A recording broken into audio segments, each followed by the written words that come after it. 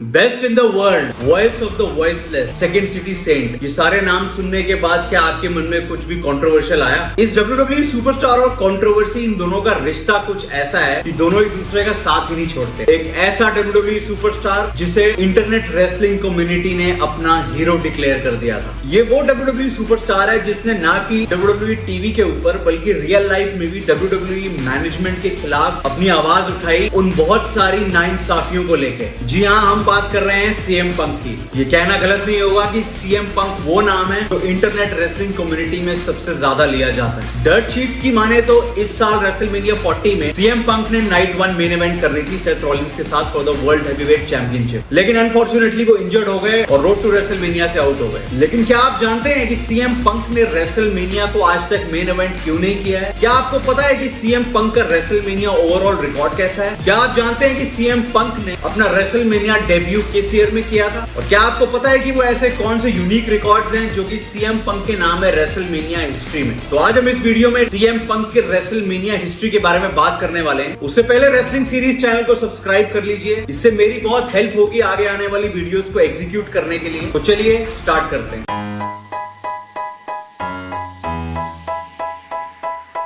दोस्तों, CM Punk ने अपना WWE डेब्यू 2006 में ECW ब्रांड में किया था। पॉल हेमन वो इकलौते शख्स थे जिन्होंने सीएम पंक को देखते ही ये चीज कही कि इस लड़के का फ्यूचर बहुत ज्यादा ब्राइट है और ये रेसलिंग वर्ल्ड में काफी शाइन करेगा, जो कि कहीं हद तक सच भी होने वाला था। 1 अप्रैल 2007 फोर्ड फील्ड मिशिगन रेसलमेनिया 23, ये सीएम पंक की डेब्यू रेसलमेनिया थी। Money in the Bank ladder match का हिस्सा थे सीएम पंक। साथ ही साथ पार्टिसिपेंट्स थे mister Kennedy, Edge, Randy Orton, Matt and Jeff Hardy, Finley और किंग बुकर। इस मैच को मिस्टर केनेडी ने जीता और सीएम पंक का खाता खुला एक हार्ट ब्रेकिंग लॉस के साथ अपने रेसलमेनिया रिकॉर्ड का। मार्च 30, 2008 सिट्रस बोल, फ्लोरिडा, रेसलमेनिया 24, ये सीएम पंक की उनके करियर की सेकंड रेसलमेनिया थी। पिछली रेसलमेनिया की तरह इस रेसलमेनिया में भी CM Punk Money in the Bank ladder match का हिस्सा होने वाले थे। Shelton Benjamin, Chris Jericho, MVP, Carlito, Mister Kennedy और जॉन मॉरिसन, ये बाकी पार्टिसिपेंट्स थे उस Money in the Bank ladder match के। तो ये मैच जीत के सीएम पंक को पहली जीत मिलती है अपने रेसलमेनिया करियर की। जून 23, 2008 को जब CM Punk Monday Night Raw में ड्राफ्ट होते हैं, उस शाम वो अपना money in the bank briefcase cash in करते हैं then world heavyweight champion Edge के ऊपर और बन जाते हैं new world heavyweight champion. 5 April 2009 को Reliance Astrodome Houston Texas WrestleMania 25 में हमने सीएम पंक की थर्ड रेसलमेनिया अपीयरेंस देखी। इस रेसलमेनिया में भी CM Punk Money in the Bank ladder match का हिस्सा थे। क्रिश्चियन,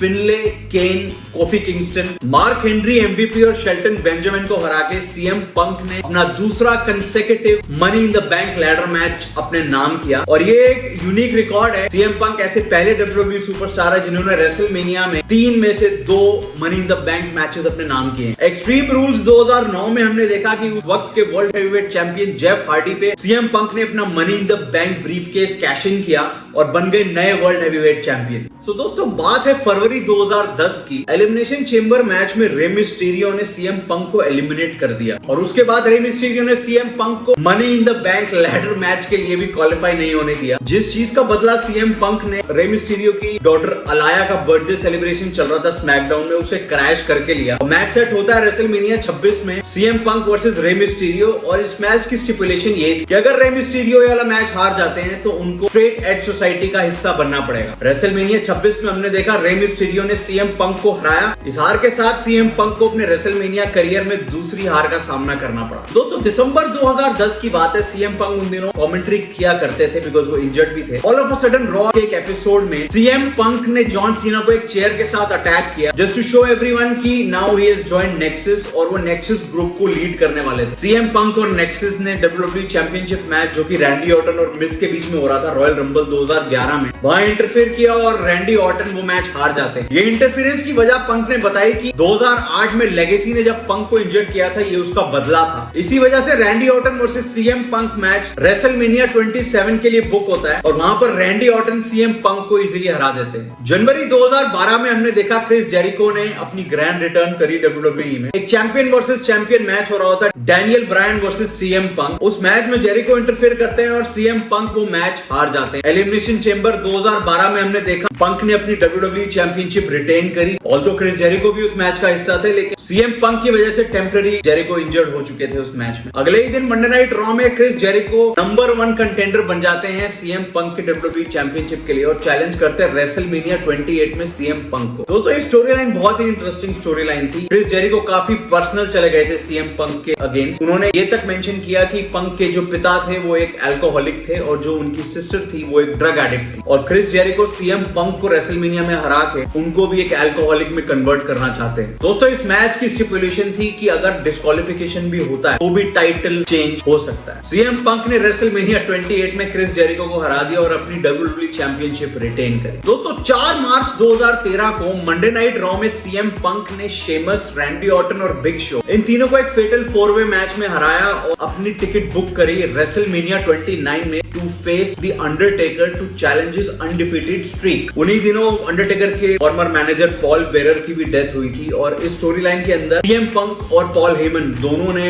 उस चीज का काफी ज्यादा मजाक उड़ाया। अंडरटेकर की अर्न चुरा के उसमें जो एशेज होती हैं वो एशेज अंडरटेकर के ऊपर डाली। पॉल बेरर की भी काफी मिमिक्री की गई पॉल हेमन के थ्रू इस फ्यूड के अंदर। एक्सट्रीमली पर्सनल लेवल पे ये फ्यूड जा चुका था। दोस्तों एक्सपर्ट्स की माने तो सीएम पंक वर्सेस अंडरटेकर रेसलमेनिया 29 का one of the best match of the night था। इस मैच को अंडरटेकर की रेसलमेनिया स्ट्रीक का भी one of the best match कहा गया। इस मैच में अंडरटेकर ने सीएम पंक को हराया और अपनी स्ट्रीक बरकरार रखी। रेसलमेनिया 30 में अंडरटेकर की स्ट्रीक के साथ क्या हुआ वो बताने की मुझे आप लोगों को जरूरत है नहीं, उसके ऊपर वीडियो एक दिन में अलग से बनाऊंगा। दोस्तों रेसलमेनिया 30 वो एक इवेंट था जहां पे WWE ने CM Punk versus triple H 1-on-1 match book करना था, लेकिन 2014 वो साल था जब सीएम पंक WWE की constant bad booking plus WWE की पार्शियलिटी टुवर्ड्स रैंडी ऑर्टन और जॉन सीना की वजह से अपनी आवाज उठाते उठाते थक चुके थे। On top of that CM Punk injured भी थे। तभी रॉयल रंबल 2014 के बाद सीएम पंक ने WWE से वॉकआउट कर दिया। इस वॉकआउट के बाद जन्म लिया एक सबसे बड़ी कंट्रोवर्सी।